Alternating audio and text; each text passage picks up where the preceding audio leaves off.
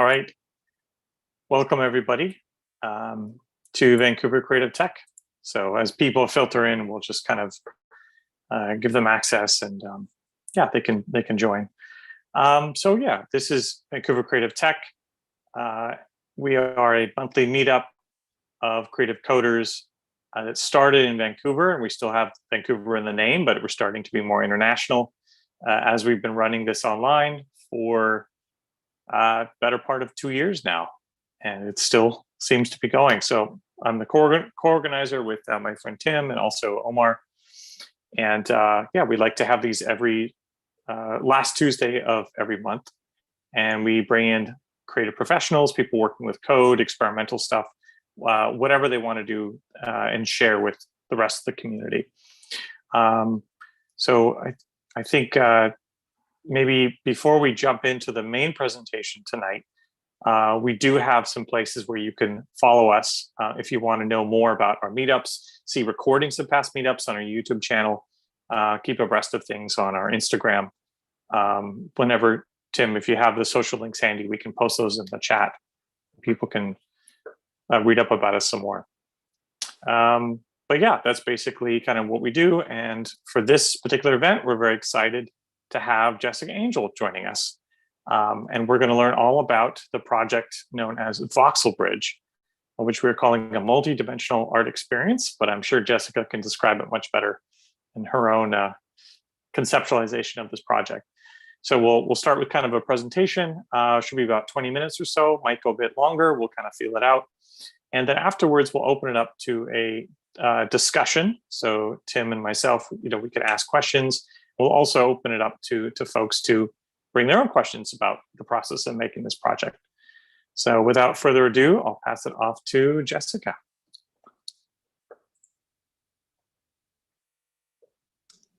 Thank you, Darren, so much.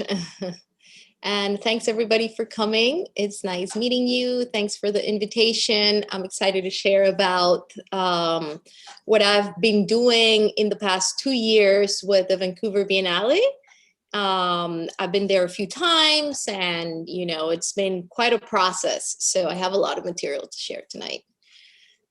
So let me share my screen. I'm going to start by introducing my work, introducing myself, and so you understand where I come from. I'm originally from Colombia, and I live in New York, and I'm very interested in the concept of information in the context of art. So that's kind of broad, like what is information? It's basically everything that we know. So it's pretty open in the sense that I can just, play around with the concept of information and go to pretty much any place.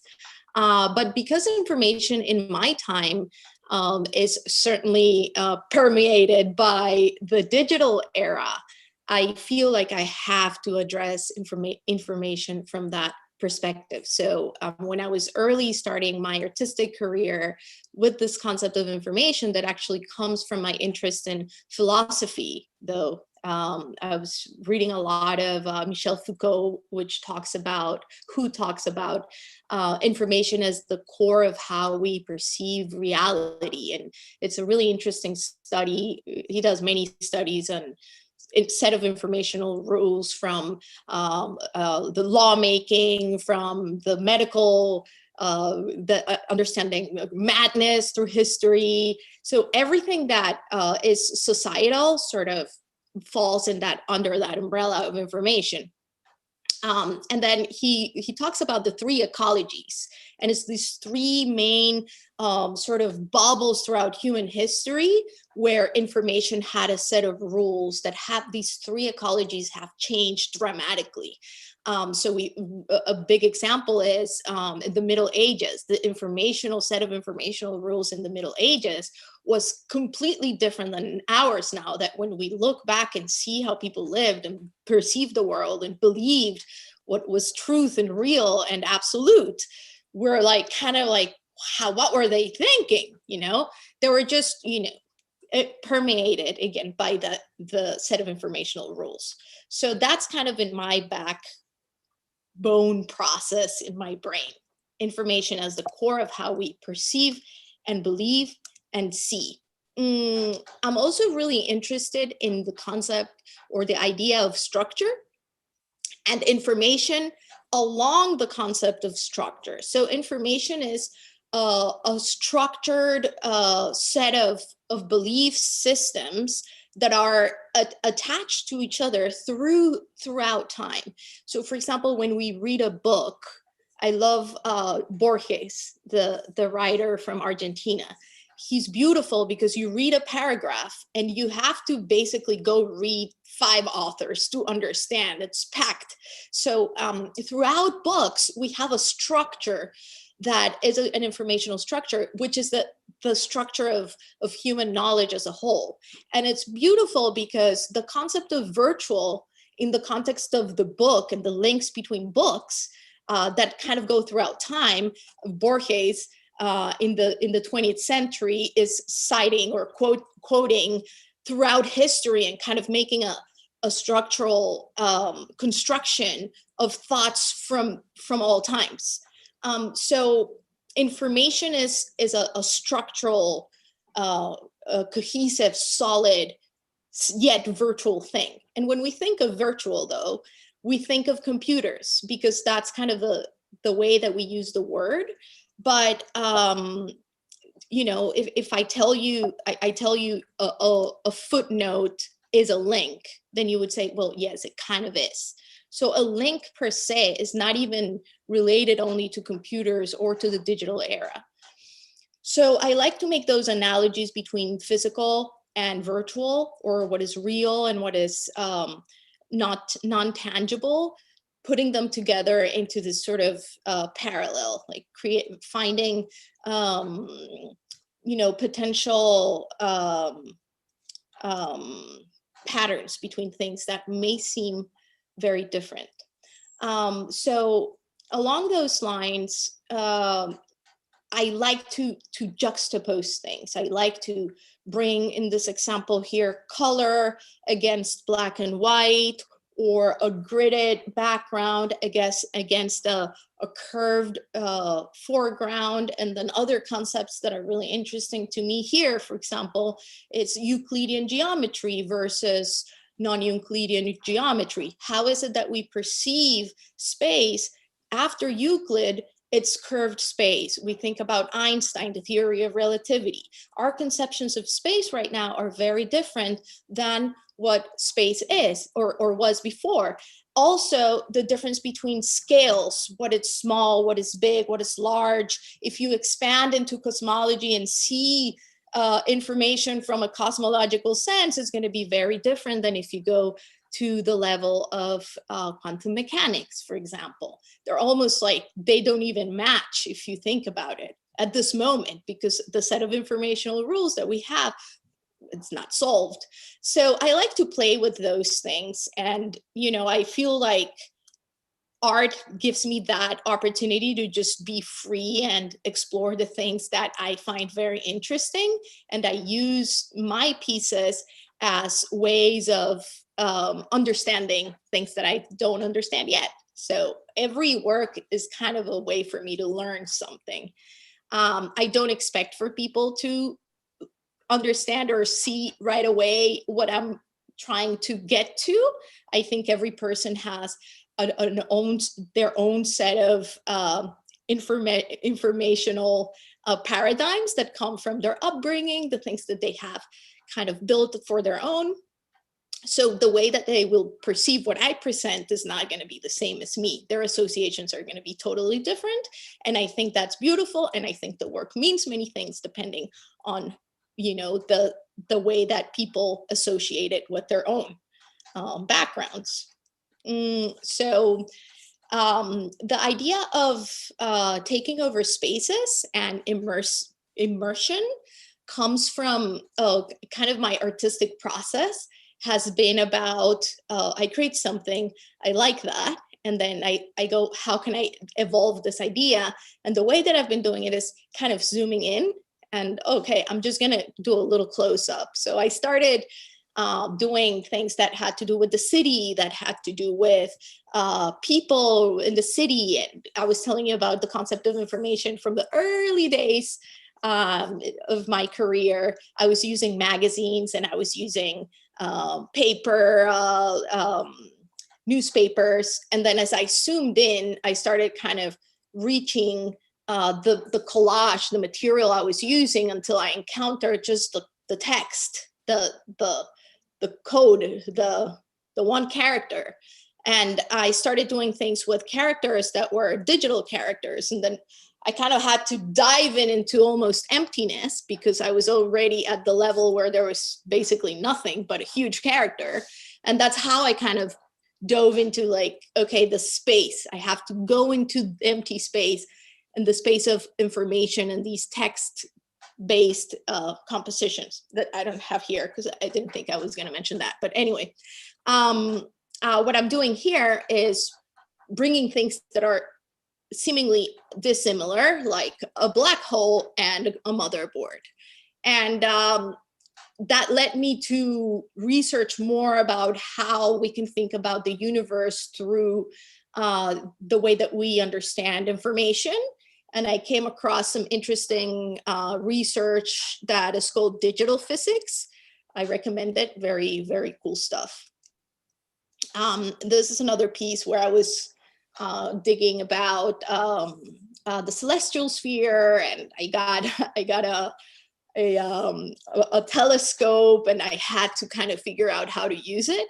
So that's kind of how I started the idea of creating this work that would help me understand how to find and locate different astral bodies in space, you know.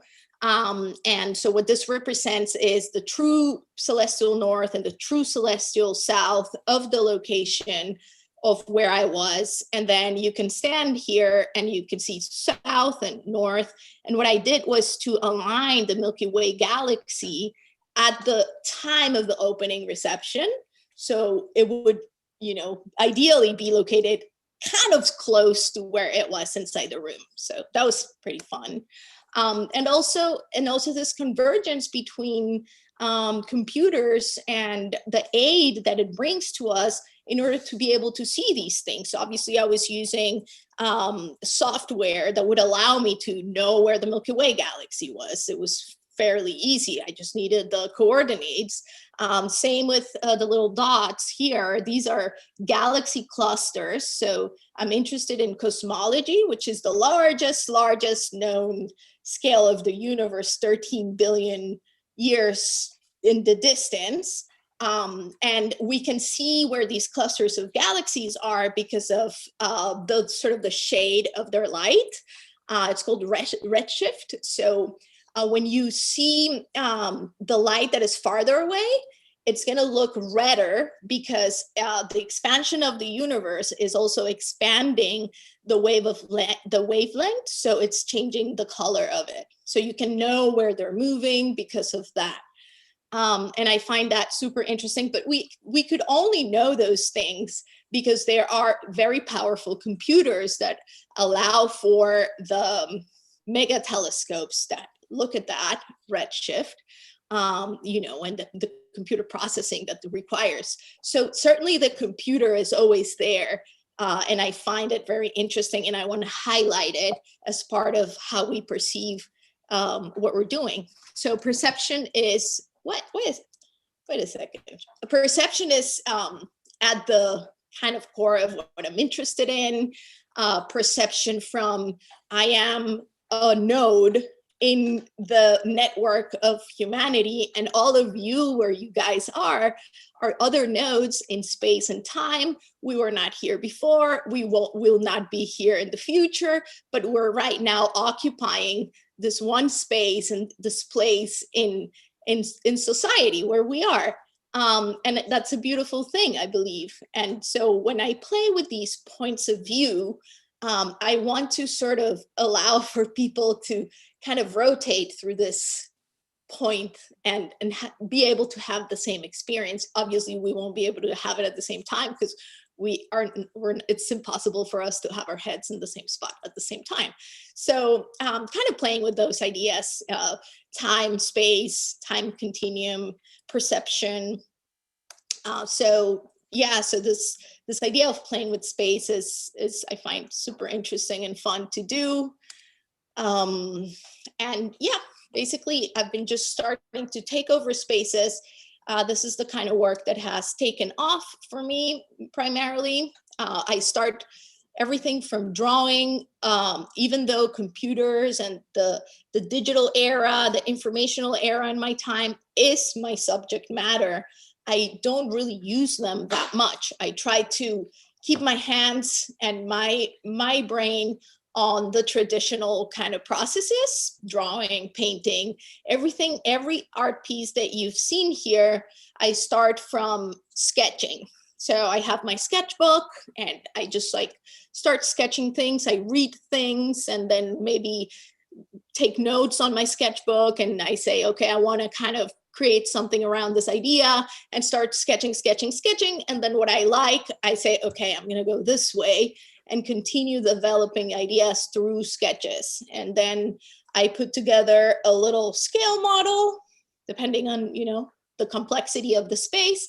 And I do like a layer of paper that I can remove in and out from the scale model and kind of draw, kind of looking at it from the angle where I want it. It's all handmade, hand-drawn, and until the work with Voxel Bridge, that it's way more complex. So for that, I did need a little bit of help with some software. But before that, I've been very analog with the way that I do these installations.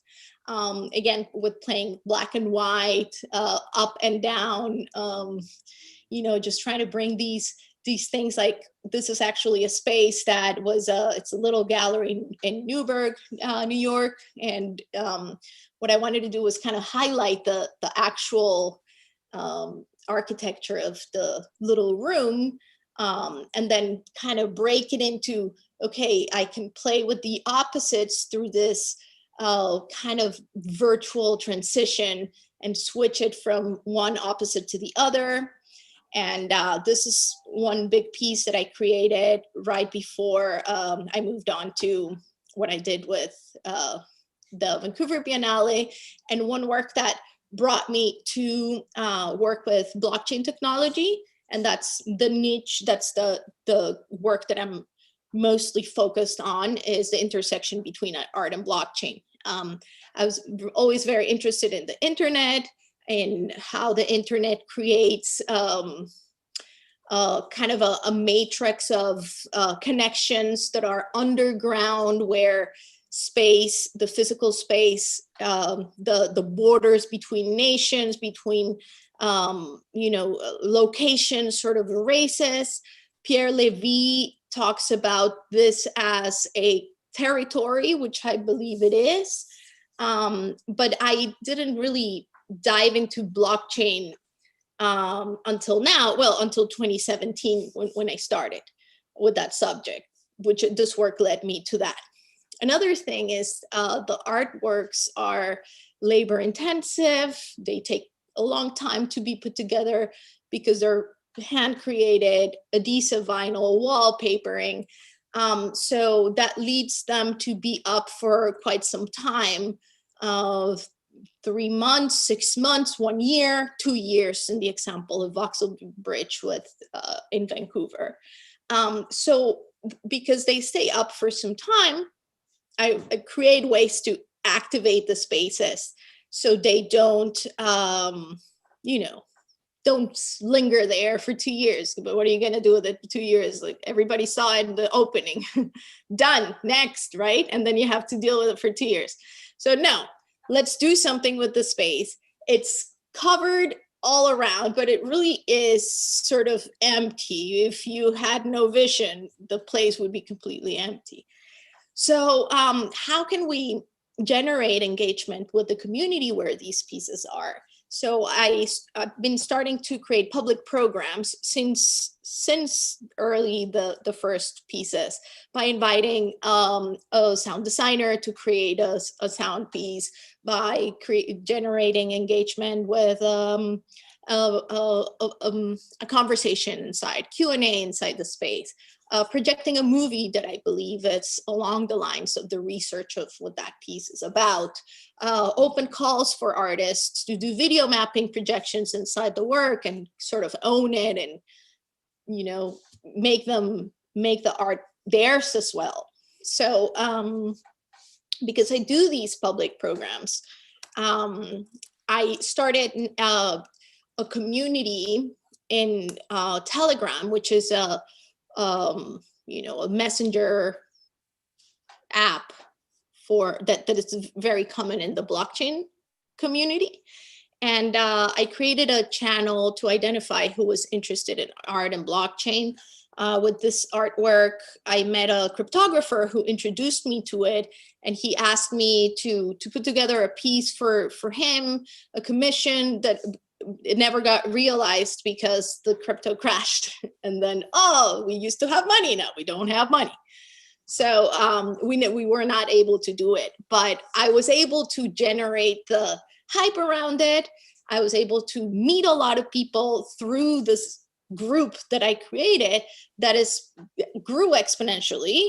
And it's incredible to see how from 2017 until now, that most of you probably know that NFTs are super hot right now and they are related to blockchain. So I was able to see the transition from the NFTs early platforms, and in this Telegram channel, the people who built these platforms were early, kind of getting in that channel, talking to me. So I was able to meet a lot of very interesting people, of super smart people, because this community is incredibly smart. And along the lines of what I'm interested in is engaging other realms of knowledge, art in conjunction with philosophy, in conjunction with science, in conjunction with technology. And my projects, as you see, as they gain scale, they become more like projects that I am directing with larger teams. When there is 10 assistants and there's a public program of 6 events and there's 4 musicians. So it becomes kind of an effort of larger magnitude.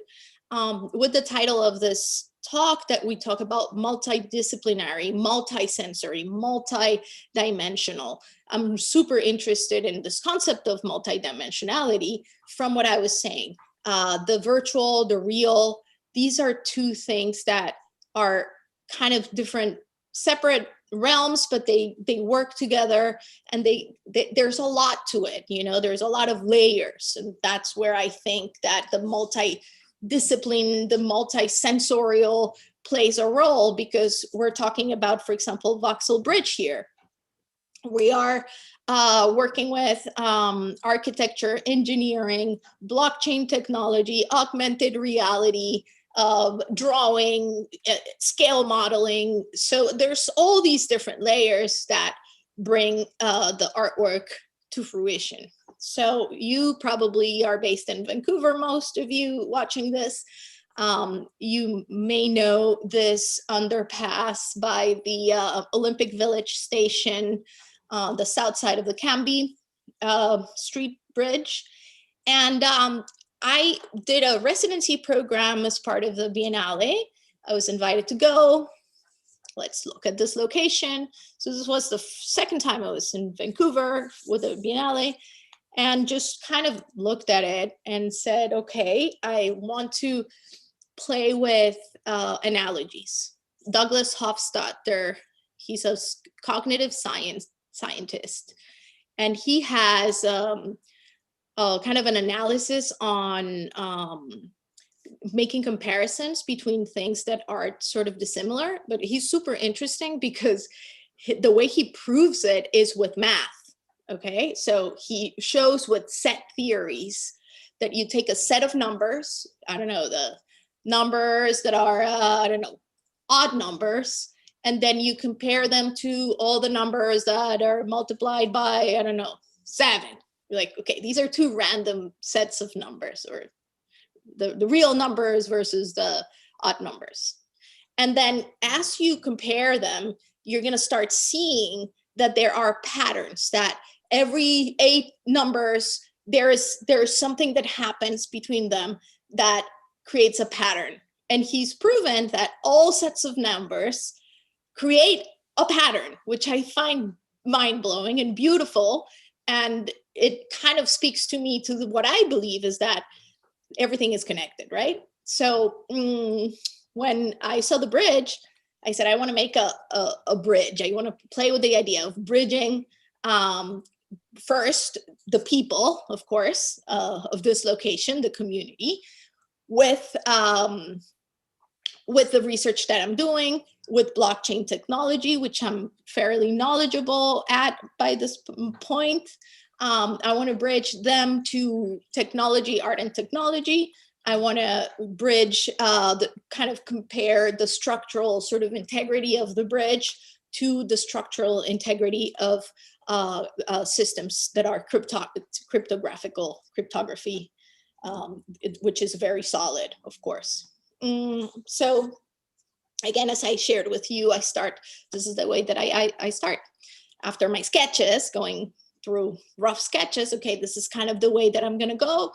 And with my ruler, just create my design, and I take my time and I do it all by hand. So this scale model is at the Biennale. So there's a room where you can see some of the process drawings and things that I did for this. And I think you may be able to go if you call the Biennale or something. I'm sure they'll be happy to show it to you. And then it's very close to where the Voxel Bridge is, close to the Canby Street South.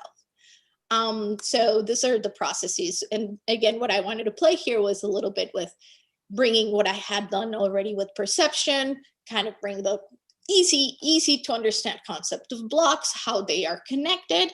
And once I had the idea, this was my third time in Vancouver, 2019, I think September. What I did was, okay, let's get this project started and sell it to the city so we get the green light and we get to do this, at least, the physical part of it. So what you see here, this is a Leica scanner, which is a tool for engineering.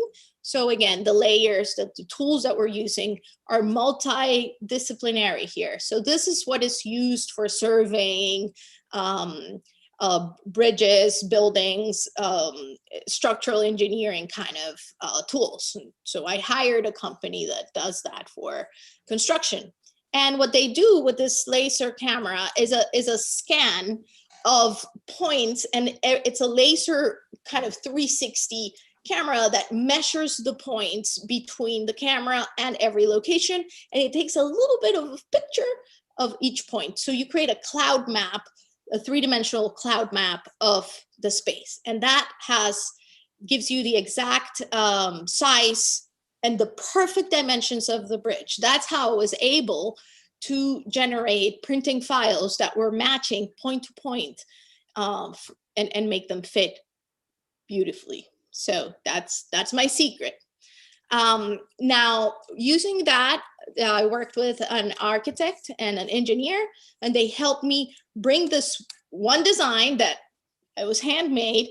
Okay, how can we just project it? So we had to used the computers generate a 3D model using Rhinoceros of the bridge and the space. And then what we did was to do a visual projection of the design that I had in mind onto the 3-dimensional virtual model. The way that I was working before, I was using a laser pointer, and I was kind of asking my assistants, make a dot here, make a dot here, make a dot here, make a dot here, make a dot here, and kind of create a line from my point of view, with the assistants being my extended hand, using a laser pointer. Obviously, for a project of this magnitude, I was not going to be able to do that. So this was the solution, which is, you know, the right way to do it, of course.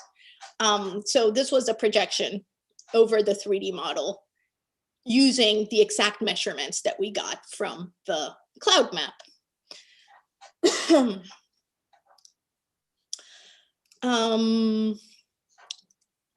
Let me see. So with that, we were able to create a virtual reality model of the space that you can see it in the Biennale's little room. That's me there with my headset. And that was a really good way to sell the project to the city. Okay, this is exactly what it's going to look like, walk under the bridge. And it was also a really fun thing to do for me because it was the first thing that I did in VR. And then the space, we uploaded it on a Mozilla Hubs. So I'll send you the link. I don't know how I could share it, but maybe I'll share it with Darren and Tim. And if anybody is interested in navigating that space, it's super cool. And you can just go under it on virtual reality. And so once the 3D model was created, the video projection, the projections of the vinyl, it was created, then we moved on with the three-dimensional kind of abstract part of the project.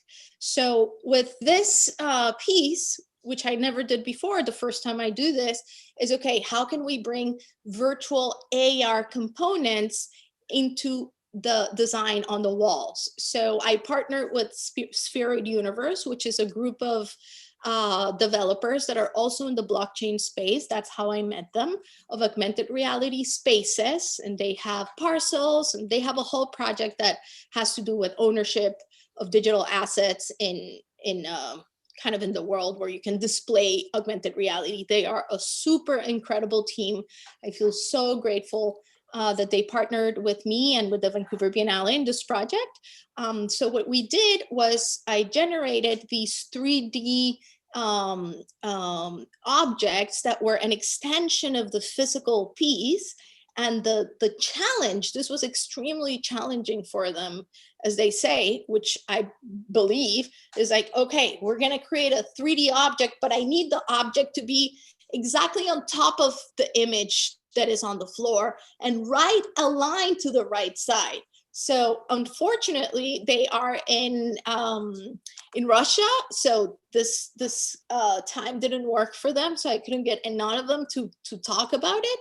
But check them out, Spheroid Universe.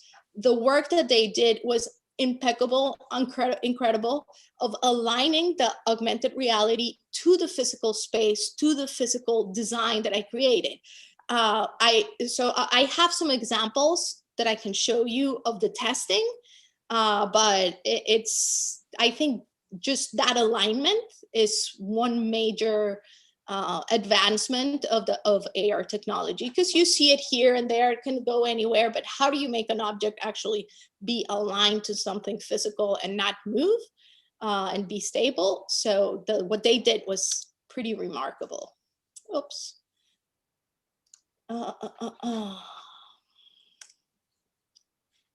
So let's see, change slide. So these are some of these objects. What I wanted to do was just simply extend the design into the space, into the air. Another collaborator for the project was the Kusama network. I wanted these to be blocks about blockchain, blocks that are connected. And so I collaborated with them in order to bring their network, their blockchain, into play with this work. So each one of these blocks actually is tied to a block in the Kusama blockchain.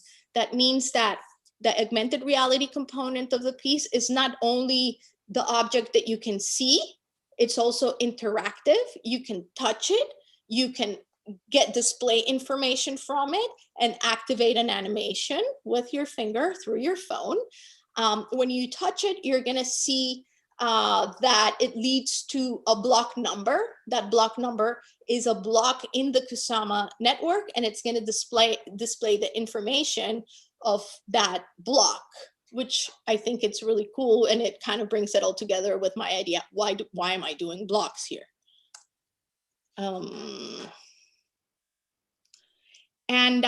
Each one of these objects, we are continuously developing the project. The project opened in August 2021, and the Voxel bridge is going to be up until December 2023.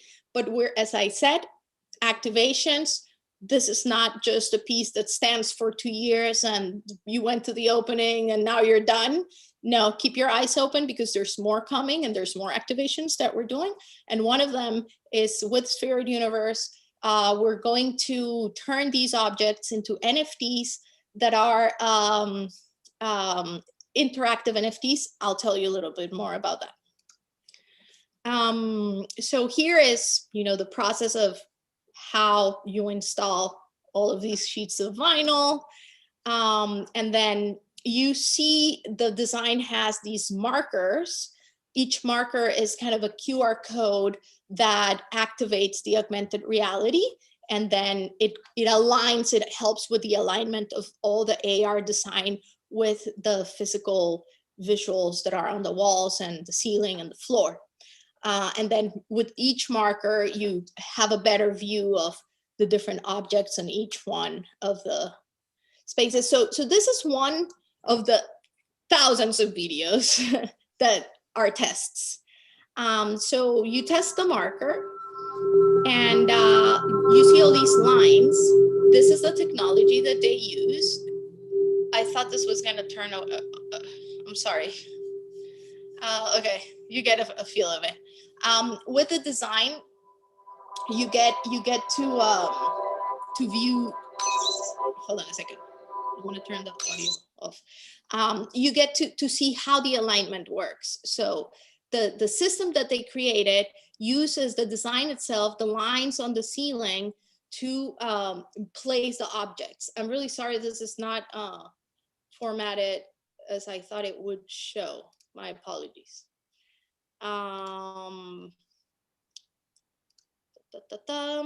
So the installation process and the development process of the AR component sort of happened simultaneously. So as we were installing, we were also testing, the AR, that it was working properly. So here's a little video that the installers put together. You can see the space before. This is a little bit promotional, but you can see how it was before and the labor-intensive process that this is. It's incredible. It's a completely remarkable what they did. It was the way that I have been doing it most of the time. I'm the one who's doing this. For this time, we hired this team, and I basically managed everything remotely. COVID was also kind of a difficult thing to navigate. This project was meant to be installed before, but we managed to put it together and fulfill the promise. So am I extending too much? I'm almost done. Yeah, this is an example of how you can tap into the objects and view the blockchain through the AR. Darren, you were going to say something? Keep going. We love this. Okay. Take your time. Thank you. And it's really beautiful because, blockchain technology is complex. It's difficult to understand. And what we want to do with this art piece is to make it accessible for people to get a first glimpse to, this complex technology that is basically changing the world right now. And if you think about it, it's the next sort of internet. When the internet came, I don't know if you remember that. I do. It was like, I remember there was a white pages that had all the addresses of the places that you could go. I don't know if you remember that. It was like, there was no Google that could take you search, browsing, nothing. You would just go through like paper book. Oh yes, I'm gonna check this one out, type one by one. I mean, insane. You would think like, what are we going to use this for? Like, is it really going to stick? Like, you couldn't imagine the possibilities. I mean, yes, it's cool. You can send an email, maybe accounting, something, but what we see, what it became, what's happening with blockchain, it's basically that. We are at that point. And we want to use this opportunity. And I love the idea that art can be a tool for educating people on something that is really gonna change the way that we interact in terms of commerce. I think the way, because if you think about the internet, it's a mirrored space, as I said, Pierre Levy. It's a territory, but it's a territory that is mirroring reality, and all the things that you would do physically, it's mirroring down into this digital space, from shopping, dating, working, right? All the things that we do are happening in this boundless territory. Now, what I see with blockchain technology is that this territory now is going to allow for exchange of scarce goods, which was one of the big problems, let's say, that the internet had, and mostly for artists, that an artist creates an image, and then you're on the internet and you're like, well, what am I gonna do with this photograph on Instagram that everybody has, and they can take a screenshot? How can I monetize from this? Absolutely impossible. For the first time, artists, and digital artists primarily, have the opportunity to monetize through their art. And what's going to happen with blockchain technology is that these communities that exist on the internet, that are basically feeding these mega companies like Facebook, Google, they're kind of mining our information and our work. We're basically working for free. We're just uploading content for these people to have users, and we're getting nothing from it but a bunch of likes. Like, what kind of a deal is that? It's awful. You don't get anything. What blockchain technology allows for you to is that each like may be a cent, And then what I see happening with blockchain is that you will have communities that are going to be rewarded for the content that they create, something that is not happening right now. So these ideas, what we're doing with Voxel Bridge is we are bringing them into these boxes that you can read, and explaining people why blockchain is important, how it works, just like from the basics. What is an NFT? What is augmented reality? But then on the other side, each one of these windows that display information has two sides. So one side is kind of for connoisseurs, kind of harder to understand because it goes deep into what blockchain is, and the other one is for newbies. So the one for newbies is colorful, beautiful, and eye-popping, and the other one is more academic. So we wanted to make sure that we were covering a wide spectrum of the community of this area, so everybody could get something from it. And yeah, here are some images of the work, and a little video that was from someone in Vancouver who created it. And this is the Voxel Bridge. I'm happy to answer questions. After this video plays, I have a list of the collaborators. I want to make sure that you see the amount of work, the amount of people involved in this, and that obviously everybody gets a little bit of credit, because I obviously put this together, but this is not only me. There's a lot of people involved in this. Let's see. There we go. So thank you. Thank you.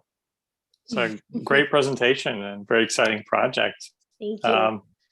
I think we'll open it up to discussion. I had a question for you. I think one of the things that we really enjoy in this meetup is we love learning about an artist's process. Mm-hmm. So I think, and you touched upon some really great points about like, doing a sketch and then doing like a 3D model in your home and then taking it into VR, doing some projection mapping. What would you say was your biggest challenge with this project compared to your earlier projects?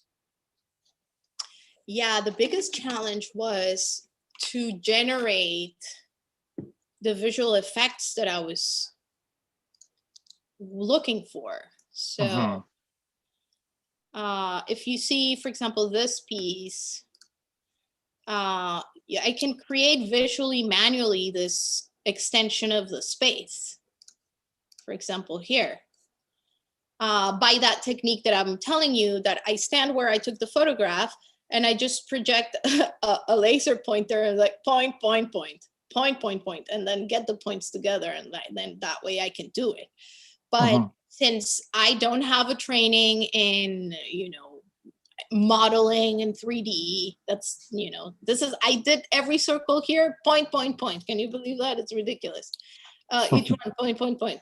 So the biggest challenge at Voxel Bridge, this was point, point, point, point, point, was to the research that I had to do to solve the problem and be able to generate the visual illusion that I was looking for, which was the extension of the space that you can see here. This is point, point, point, point, point. That's the way that I do it. So yes, the hardest thing was to be able to create, you know, to find the tools to be able to do that. Oh, there's a video here. So does that change your process going forward? If you're going to do a big project like this in the future, is this going to be part of your pipeline? Yeah, it was heaven, but it was a difficult research because I didn't know where to start. So I started from projections. I talked to a few architects. How can I create this? And they led me through some tools on the software is called Rhinoceros, and then we used a plugin called Grasshopper in order to do that. So this is a mix between the cloud map and the video and photographs of the space. So that was the hardest because I was like, I want to do this, but how? I'm not going to be able to do manually the way that I'm used to. So I feel really great about having been able to solve it. And yes, moving forward, now I have the technique developed. Nice. Yeah. Any folks here have any other questions or something to discuss with Jessica?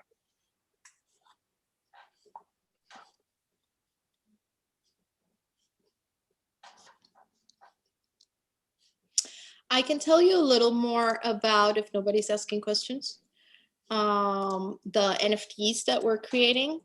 It's a teaser. So we're taking the objects, and if anybody wants to talk about NFTs or have questions about it, I'm happy to answer about that. So what we're doing is, you see this object, so you can be the owner of the object, okay? You will see the object displayed on Web 2, which means normal internet application, and you can rotate it in the same way that you see it here. But what's interesting, and it's a new kind of, we're pushing the boundary of the NFT with the Spheroid Universe team, in the sense that the owner of it will be able to change the appearance of it. So once you own it, you have a set of, let's say, skins that you can change the skin of it. And then the people under the bridge, the Vancouver community, when they go under the bridge and see the AR experience, if the owner of the object has changed it, that change is going to reflect on how they visualize it, and they will see it changed.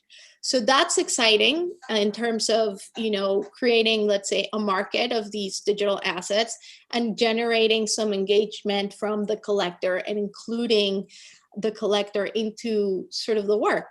So that's pretty cool. I think that's going to be a big thing, because it's never been done. Can I ask a question about that? Go ahead. Yeah. Because the installation is until September 2023. Is that correct? Yes. So what happens to the physical boxes when the installation comes down? So the boxes are not physical. They are augmented reality. So they're in there. No, they're not there. You can only see them. Yeah, they're augmented reality, yes. Yes. So you have to scan a QR code. But that question applies still. What happens to the augmented reality pieces if you change it? What is it going to change if the artwork's not going to be there? That's something that we have asked ourselves. So we're thinking about generating a hologram of the Voxel bridge, so you can always see it in virtual form. Okay. Mm-hmm. Yeah. Jessica, curious about more of the artistic conceptual side of this.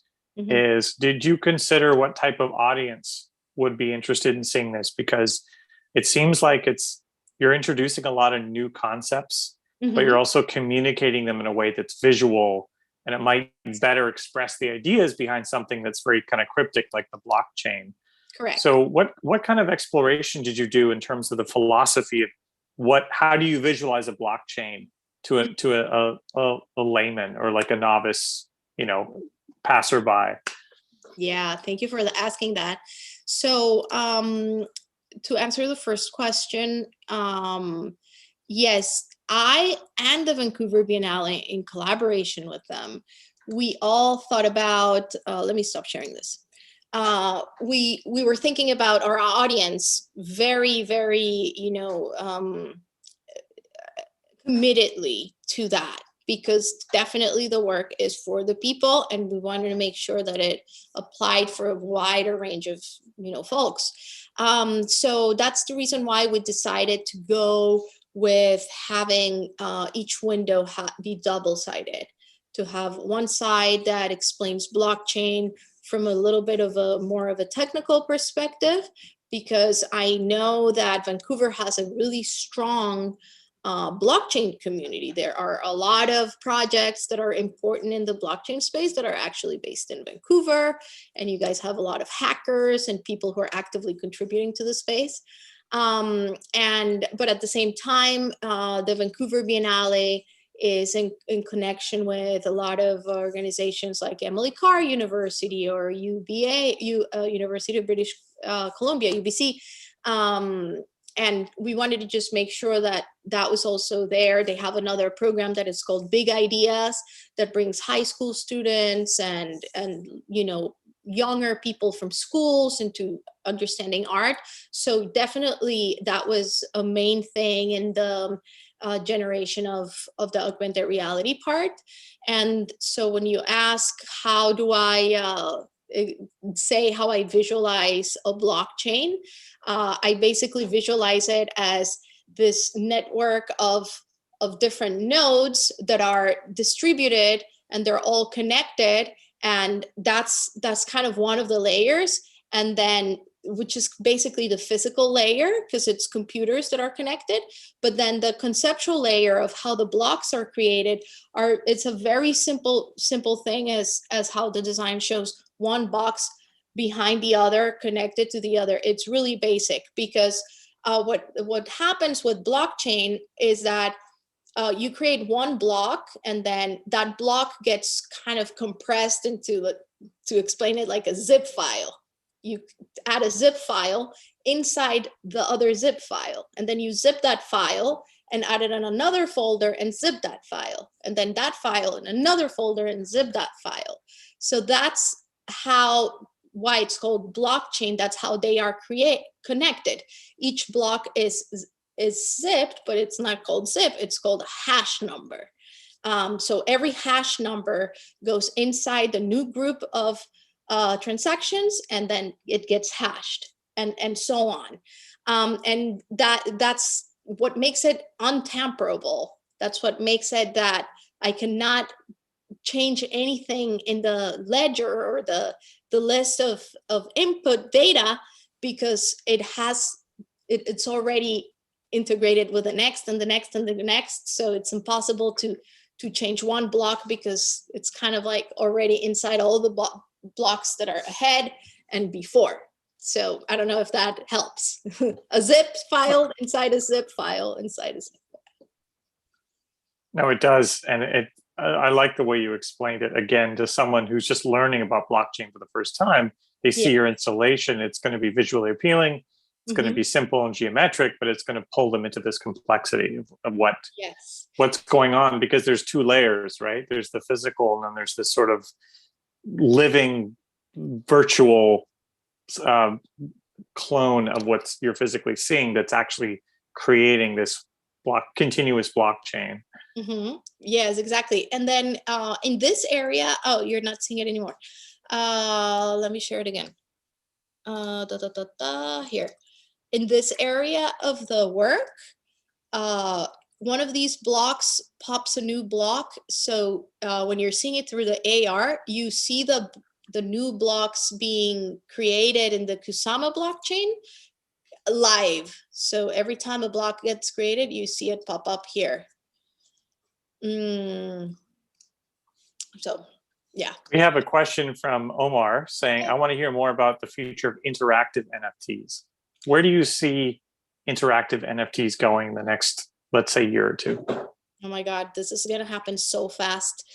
Well, you probably have heard about the metaverse. Now it's hot, the metaverse, and now Facebook is called Meta. Like, are you kidding me? And the way that this metaverse is gonna explode is incredible, because for the first time, it is possible for it to exist because of blockchain. So interactive NFTs. Before we move into interactive NFTs, like just NFTs alone. So imagine that we're all working from home now, right? So COVID has also kind of accelerated this transition to this other territory that is digital. But so imagine you're working at home and you want to buy a house, and then so you don't have to go now and visit the apartment or the house, because you can virtually go, right? Let's say. So you go on the metaverse, but why the metaverse? It could be, let's forget about the metaverse. Let's just say it's just an AR building and you can go and see it in AR. I'm sorry, in VR. It's confusing. In virtual reality. You just go, it's a 3D building and you can go see it. Okay, cool. What happens with that? That building can be copied. Everybody can have copies of the building. Who cares? Right? Now, when you attach that to blockchain, you can make that each apartment, let's say it's an NFT, or the whole building is an NFT. So the owner of that NFT, which is a three-dimensional building that you can visit, is the only person who has power over making any changes over it. So that would be, let's say, an interactive NFT. This person can change the color. And I'm just talking about NFTs in kind of like a daily use case, because I'm telling you how blockchain technology is going to change the way that we interact as a society outside of the art applications that we're interested in, just to explain the power of the technology. And this is, a real case scenario. I want to buy an apartment. I'm going to go see it. So why the metaverse? Why do I need to, would someone be interested in buying a virtual building? Well, because the owner of the virtual building, once he owns it, he's going to be the only one who has the power of making any changes over that building. How do those changes happen? By making transactions. To make a change, you have to sort of make a transaction in the blockchain to generate that change that nobody else is able to do, because they don't own the asset. I don't know if that is a good explanation. So imagine a virtual sort of reality where we interact through our computers or our headsets or our screens, and there are all these different experiences and objects. And if you think about it, objects define who we are. We are the objects that we own, you know, to a certain extent, obviously. But objects define a lot of our personality and who we are. And when you find yourself bare, naked, in this completely empty space, well, there starts to be a need for these objects to be around you so you can generate your personality and your image in this society that is also there, present in this virtual space. So that's why NFTs are taking off right now. And you see, for example, Twitter now has an NFT profile picture. I don't know if you've seen it. So it's these PFP projects are NFTs that are profile pictures that are like avatars. And if you own it, you use it. And people ask, well, I don't own it and I can take a screenshot and I put it on my screen, on my avatar, and who's going to know I don't know it? Well, nobody knows. But it's this sort of psychological kind of game of ownership. On one end, and when it comes to perception, oh, people are going to know that I don't own it because everything in the blockchain is completely public and transparent. So I will be able to know if you actually own it or don't, you know. So it's like there's all these kind of roles that play that have to do with psychology, and I don't know, it's a little bit of everything. But the NFT itself, when you own it, well, you do have proof of ownership through the blockchain. So as these spaces develop, like you see, for example, in the space of gaming, NFTs are super, super important, actually. Like gaming is one of the main things that is driving adoption through blockchain. Why? Because there's a lot of objects that people use to play, a gun, a machine thing, and then these things can be traded. And if they're scarce, there are only 2 of these guns to play. And so if there are only 2, if I buy it, I can sell it to someone else. While as before blockchain, you could buy the gun, but you know, you're buying it from who? And then you're never going to be able to sell it. And there are thousands of copies, and buying it doesn't mean anything. You're just generating revenue for the person who created the game, and that's it. But for the first time, these objects can be considered scarce, and there can be a commerce happening inside the virtual space that was never possible before. I don't know if that was clear. Oh, it was. It's a great explanation. One thing that I was super excited about with the interactive NFTs specifically, somebody who makes generative art, you know, the beauty of generative art is that, you know, basically every time you run it, you get a different result. But to be able to sell that, I've always had to render a video, render a high resolution image to print it or something, which basically defeats the purpose, because it's kind of like going backwards with it. So I was always really stoked about the idea that with interactive NFTs, you could make something that every time someone buys it, they actually get a unique piece of art. Like it will run the code again, generate a new thing. I could see some really interesting use cases there for that. Yeah, in art, definitely. There's a platform called Async Art. Do you guys know it? It's ASYNC.ART, async, like asynchronous, async. And they do interactive NFTs that are kind of in layers. So one NFT has many layers, and then each layer is actually an NFT, but the work is kind of a mix of different NFTs. So a buyer can buy all the layers and play around and generate different iterations of it. And there's another project, Tim, that you may think, I think it may fit what you're saying. It's called Art Blocks. Yeah, definitely seen Art Blocks. Yeah. Yeah. There's a lot of new projects popping, interesting people doing fun stuff. Yeah, that's the one. Async Art. But yep, I think as augmented reality and sort of that mirroring of the physical space develops in the virtual space, the need for objects that we own is going to increase. Jessica, I have a question for you about the concept. I'm going to challenge you a bit.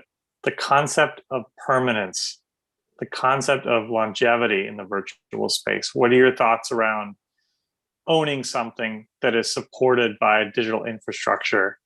If that infrastructure collapses, or any of the middlemen in that process of sustaining a virtual good disappears, through the nature and fluctuation of the market, what does ownership mean in that context?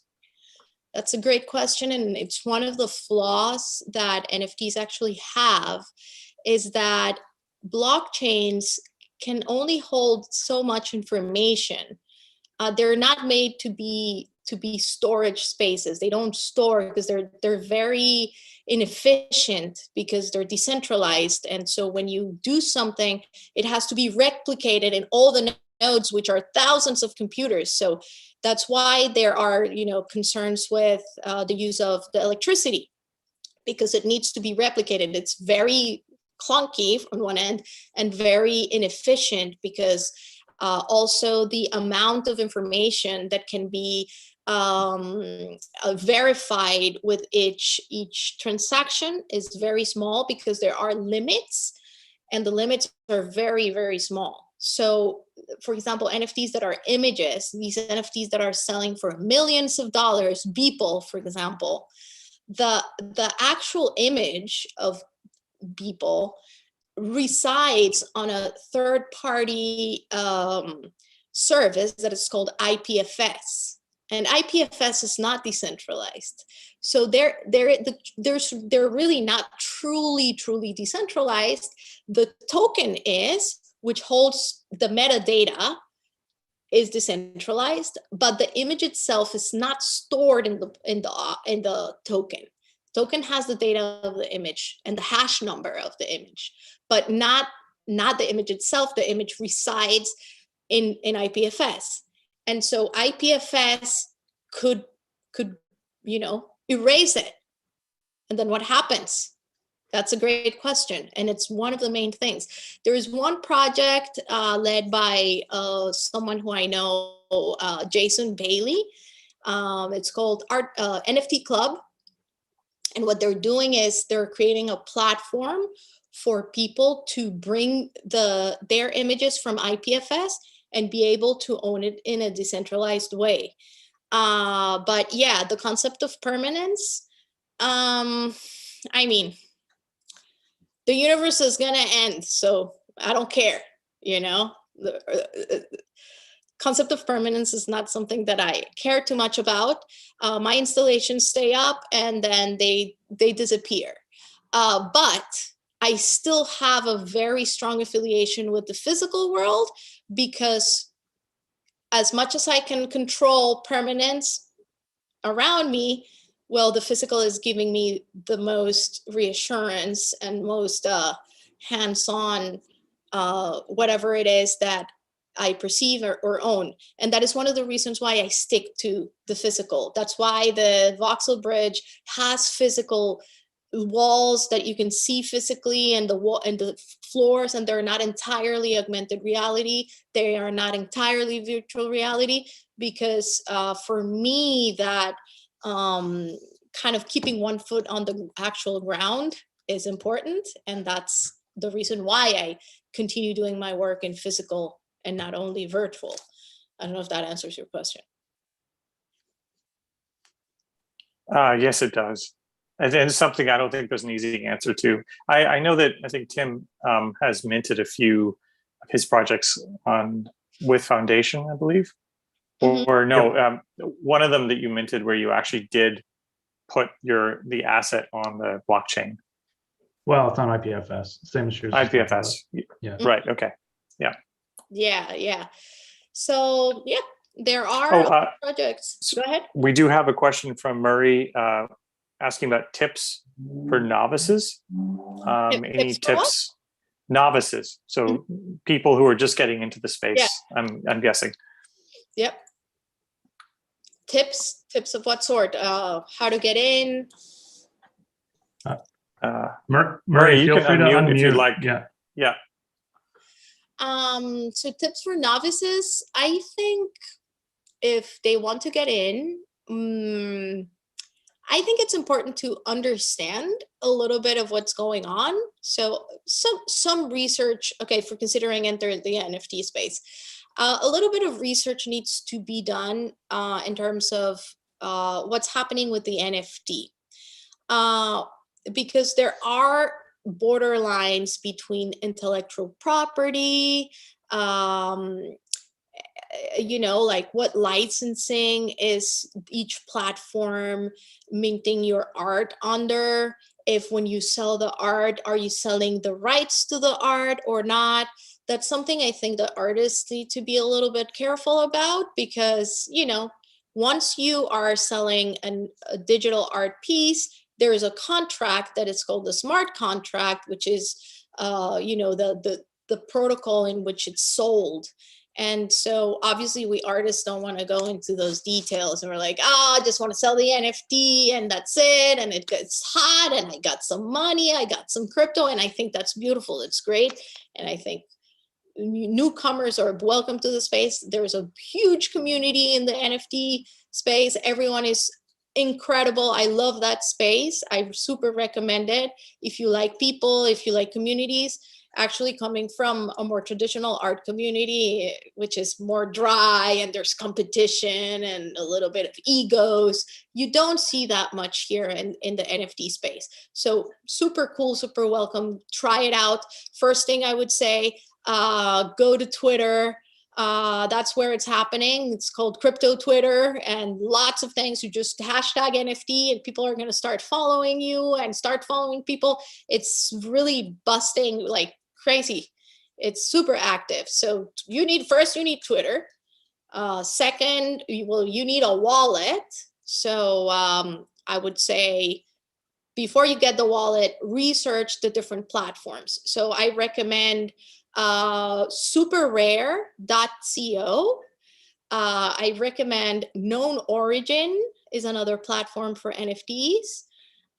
There is other NFTs that are being built in different blockchains that are not proof of work. So proof of work is Bitcoin, Ethereum. Those are blockchains that require a lot of electricity, because all the confirmations of the replication of the information throughout the network are happening by decoding via computers that need to run a lot of electricity. But there are other blockchains that are proof of stake that don't run with so much electricity, and they are, more environmentally friendly. And proof of stake is more the transactions are being approved by kind of voting governance mechanisms that don't require computers to decode anything. But obviously that makes it, let's say, a little less secure, but they're secure enough. Mintable is on a blockchain called Near, and Near is environmentally friendly. There is another one called Zora also. And yes, so just research those. I think that's a good place to start. Foundation, that's nice, but you need an invitation. So do that research and just get your hands on there. If you know of someone who is already in crypto, just let that person know, hey, I want to get in. And that person, I'm sure, is going to help you. It's going to send you a little bit of crypto, and that's the best way to start. Send me crypto, and then that's going to force you to get your wallet and get hands on. Could you talk about your relationship with the Vancouver Biennale, how you got involved with them, if you've done other pieces with them, and what that working relationship was like? I love that question. It's a long love story. So I met Barry, the director and founder of the Biennale, when I was in Colombia. He was going throughout South America, because he wanted to bring South America into the Biennale and feature some people from South America. I think it was for the 2000, I don't remember. I met him around 2013, I believe.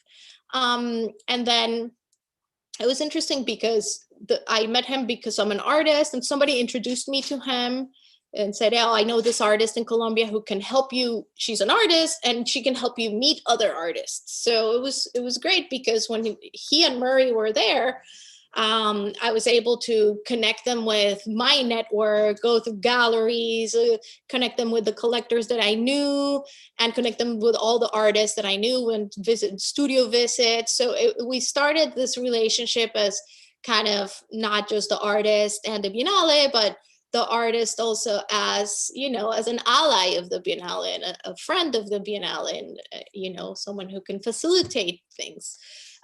So out of all the artists, I guess, that we visited, we only ended up doing something with me. Yeah, so then I created a proposal for them.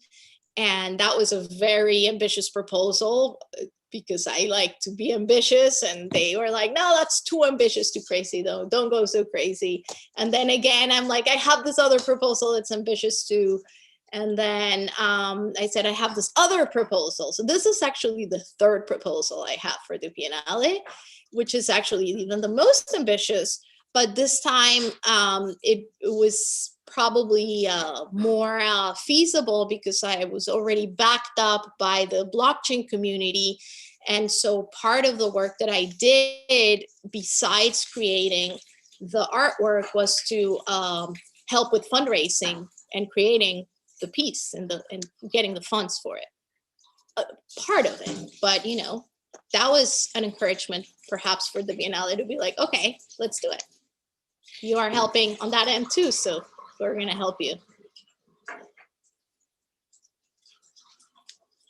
That's wonderful. Mm-hmm. And I think it doesn't end here. I was telling them it's been a really great journey, and I think that they're really open. The fact that, the Biennale had more of a traditional public art history, and I think the fact that we did this work, they did it with me, kind of opens a lot of new possibilities for public art, because that's actually something I didn't mention is public art, as we know it, a physical, traditional, but now the public space is the digital space. The public square is the digital square. So how can we make that analogy between public space and bring it to this other public arena that is happening, in spaces like this room? And following up on that, that's something I've actually been thinking about for a long time. I'd love to get your take on is the word participation. How do people in physical spaces and digital spaces share a participation or an experience together? Mm-hmm. And how does that tie in with the kind of installations that you've made and that you want to make in the future? Yeah, that brings me, thank you for that question, because that brings me to talk about some extra layer that we did as part of this project. We did a conference, an art and tech conference in November 2020, where we brought the leading minds in the NFT space, the leading minds in the art and blockchain and just digital space, to talk about the intersection between art, blockchain, and public space. And this happened online on a platform called Attendify. So we generated also an engagement with the people from the world, I guess. We had over 1,500 participants. And it was a program that lasted 5 days, full packed schedule, over 80 speakers. And it was called Art Project 2020. So I guess I think it's interesting. I think it would be interesting to merge a little more the physical and like have a virtual conference where there's also physical people. That could be interesting. I don't know. Omar's asking, what was the budget overall, if you wouldn't mind sharing, even just roughly for Voxel Bridge? So the physical part of it is about 300,000, and the AR roughly about the same. Okay, so in total, it was about 600,000, Give or take. give or take. And over the span, what was the total span, let's say, from getting approval for the grant or approval for the project all the way to opening day? How long did that take? What is it? What do you mean? Oh, how long did it take from getting approved by the city? Yeah, let's say like approval for the project, like when you got the green light all the way to launch. We got the green light in early 2020, Mhm. I believe. Yeah. And then launch was last August? Is it August 2021? I know. Okay. I'm getting lost here because the COVID year is like a. Me too. I blended 2020 Yeah, and 2021 together. It's just one long year. So my visit to the Biennale was in 2019 with doing all the lake. No. Hold on a second. It was early 2019. Early 2019. Yeah. Okay, got it. So it took almost or just over 2 years, really? Kind of yeah. from, Yeah, over 2 years for sure. Wow. Yeah. Let's see. Murray says Voxel Bridge really does bridge different worlds. Great to see a public space now encompasses the digital space. So just kind of highlighting that connection between the two. Are any plans on doing a fully digital installation? Is there a part of you that wants to make the leap entirely into a meta installation, or is there always going to be a part that you want to do that's physical? There's always going to be a physical element. That's going to be the,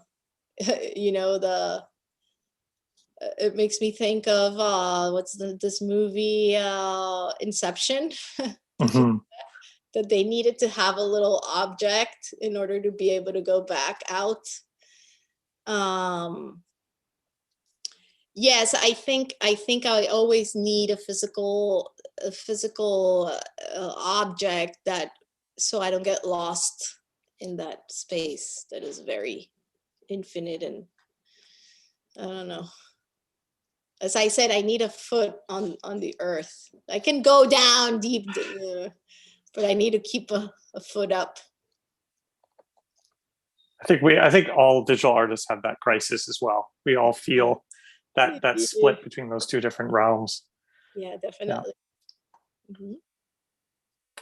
All right. I think we have time for a few more questions or discussion points if folks want to jump in here, either through chat or just unmute.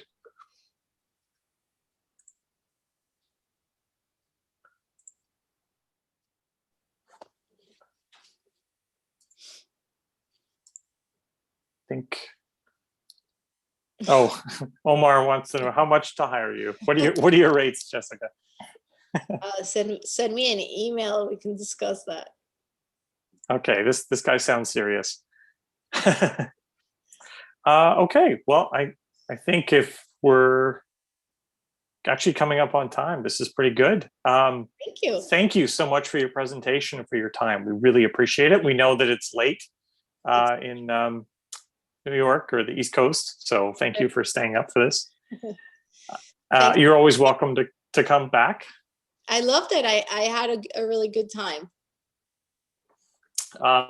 Also, for those that are interested, a recording of this session will be available on our YouTube channel. We will post the link on our meetup group and our Slack channel, and you'll feel free to go there and visit if you want to watch a recording. And I think also we do have a tip jar, a virtual tip jar. If you like these presentations and you'd be interested in maybe supporting us a little bit or throwing a bit of coin our way, we would love to appreciate continuing these events online. So I think Tim just posted in the chat. We have some links where you can follow us. You can see these.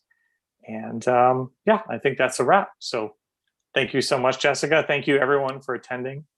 And we'll hope to see you hopefully next month. We'll post our channel when the next meetup is. All right. Yeah, thank you so much. That was great. Thank you. Jessica. That was great. Thank you, Kristen. Bye. Bye. Yeah, it was pretty cool. Thank you.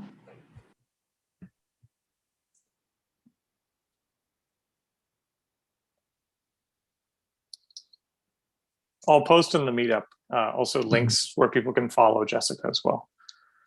So Cool. Who's Well, staying that out? was it. Everybody's leaving now. that was a success. And also, oh, Tim, maybe you want to stop the live stream?